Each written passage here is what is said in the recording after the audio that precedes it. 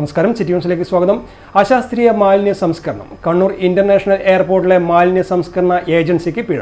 മാലിന്യ സംസ്കരണം ഏറ്റെടുത്ത അമീർ ആൻഡ് അലൈറ്റ് എന്ന സ്ഥാപനത്തിനാണ് പിഴ ചുമത്തിയത്. എയർപോർട്ടിൽ നിന്നും മാലിന്യം കത്തിക്കുന്നതായി ദേശവാസികളുടെ പരാതിയിലാണ് അന്വേഷണം നടന്നത്. 10,000 രൂപയാണ് കീഴല്ലൂർ ഗ്രാമപഞ്ചായത്ത് വിജിലൻസ് സ്ക്വാഡ് ഏജൻസിക്ക് പിഴ ചുമത്തിയത്.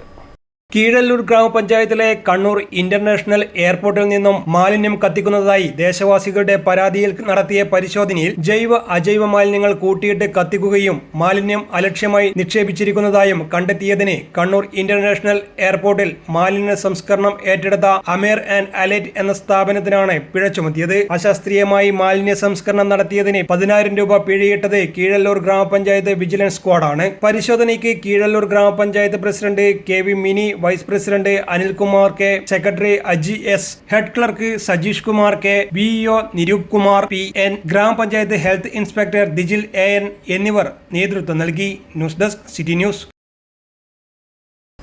കൂടുതൽ വാർത്തകൾ അറിയുവാൻ സിറ്റി ചാനൽ വാട്സ്ആപ്പ് ഗ്രൂപ്പിൽ ജോയിൻ ചെയ്യുക. ഒപ്പം യൂട്യൂബ് ചാനൽ സന്ദർശിക്കുക. വാർത്തയുടെ അവസാനിക്കുന്നില്ല. മറ്റൊരു വാർത്തയുമായി വീണ്ടും കാണാം. നമസ്കാരം.